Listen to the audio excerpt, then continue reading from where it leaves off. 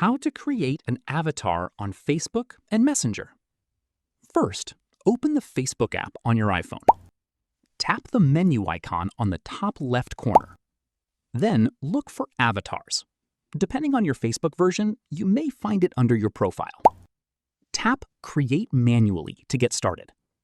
Now you can customize your avatar by choosing different options for your skin tone, hairstyle, hair color, face shape, eyes, eyebrows, clothing, and other features.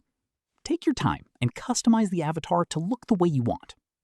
When you're finished, tap Save or Done to create your avatar. Your Facebook avatar can then be used in Messenger stickers, comments, stories, and other supported Facebook features. That's how you can create and customize your own avatar on Facebook and use it with Messenger. If you found this tutorial helpful, don't forget to like this video, subscribe to the channel, and follow for more iPhone tips, tutorials, and the latest tech updates. Thanks for watching.